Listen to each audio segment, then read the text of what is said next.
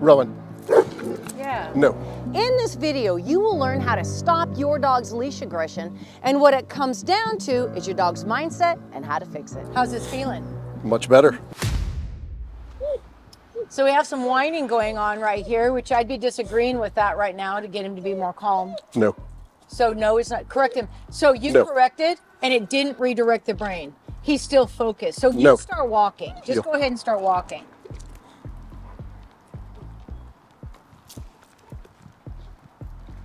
Go ahead and turn left and come this way.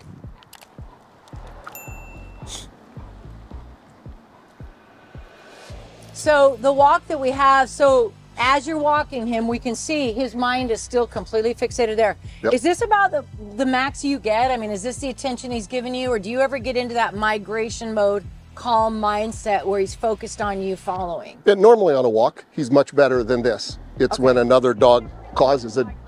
So right here, I would get him to say his name. Rowan. Yeah. No. Yeah? Rowan. Rowan. Okay. So see the hackles go up. See, he was loading just enough. So we want to break that fixation, okay? All right. The excitement. So it's, with everything you're trying to do, all he's doing is all he does is care about that. Yes. So let's go ahead. I'm gonna take him if it's all right. Okay. And I'm gonna work him. Hi, buddy. You want the control? Nope. Yeah, I do. But I'm not going to be using it necessarily. So we're going to go ahead and make some training. Go ahead and stay out here, Corey, right there. So since the dog came out, we're seeing fixation. We're seeing the fact is that this dog is just focused on everything except the handler. And that's not what we want. We want obedience in such a way that no matter what, and this video is not about the walk. This video is about redirecting the brain.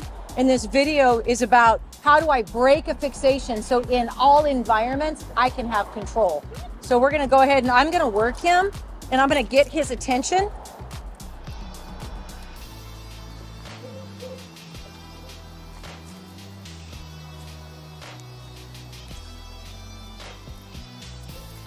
So he's too far forward. He has to follow me.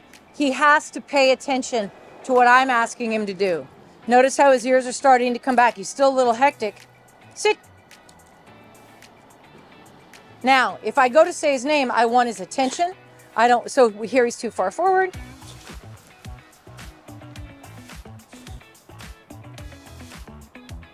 As I'm walking him,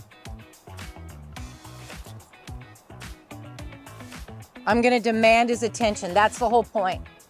Is we want to demand his attention, so no matter what's happening around, he's following. He's paying attention to what I'm asking. Ha ha. That's what I want right there. Notice how his ears have gone back since he came out of the car. You see the difference? Yep. And I know you guys saw the difference last time. But I want to teach you how to do this because this is what it's all about. You're like, that's really great. He does that for you. That's really great.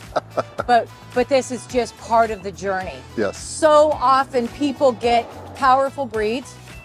And I'm not saying you shouldn't have, but a lot of people don't know what they're signing up for, and they don't realize what it's going to take to be able to have order. You know, Corey was here walking this nice little golden retriever.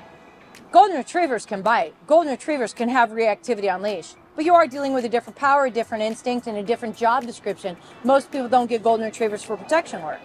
But when you're dealing with a dog that carries that resume to be a police dog, to be a protection dog, then it requires more. And kudos to owners like this who invest time to get educated so the relationship can be everything it needs to be. So I'm gonna walk him, and then I'm gonna have Corey bringing that dog back out.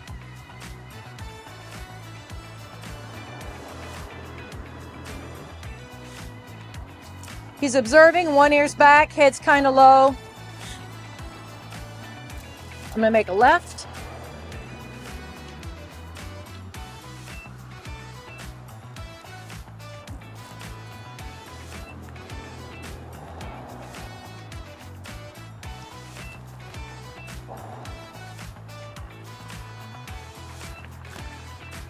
So right there, sit. When he was a little closer, I saw him load right there for a minute. That's where my correction came.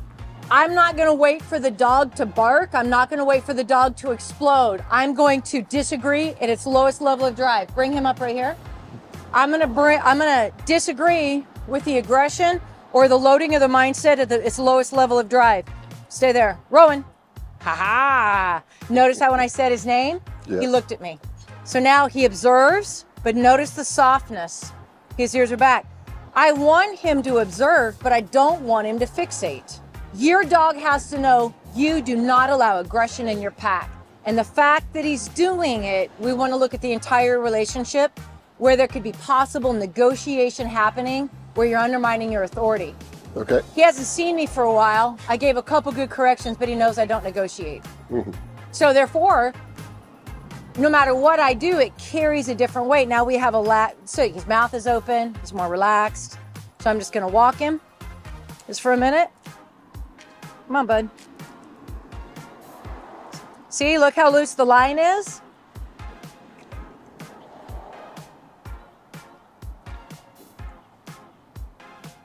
Ha ha ha ha, that's what I want right there. Yeah. So what I want to say is the fact is that when you have a dog like this, you find a way to make it happen and you stay consistent. And so that's what we're going to continue to do today. So I'm going to actually have you come in and start doing some of this. When I go to give you the line, he can't immediately be like, save me and suck up here. All right. Yep. And so if I say correct, I want a strong correction on the littlest thing that I tell you to correct on. Okay. So I'm gonna go ahead and have you step in. Now, don't pet him and then put him right back into a sit when he breaks the command. If he does. Sit. Okay, so now what I'm gonna have you do is I'm gonna have you make some lefts right here and I wanna see where his mindset is. If he looks hard at that dog, you're gonna give a strong correction and change direction. Go ahead and do that. Correct him back and go left. Correct him back, correct him back. Good. So loosen your line 1 inch. You don't want to keep constant tension. I feel a storm coming. How's this feeling? Much better. Isn't it better? Yes. Good. Notice how his ears Significantly. are back. We have a soft mindset. I'm telling you, dogs do not negotiate the boundaries, but humans do. But I know that it is not your guys', I know it's not your desire to negotiate boundaries at all. So what we have to do is a lot of times we don't recognize that what's happening is actually disrespect, or we could be disagreeing with something. And so I want to make sure that we define your eyes so you recognize everything he's doing that's disrespectful so you can nip it in the bud at its lowest level. Very nice. Much better. Good, good, good. Till the next lesson, we just thank you so much for listening. We hope you gained some value. And again, your dog will never be what you want him to be until you're the leader they need you to be. And we just thank you for your time and we'll see you next time.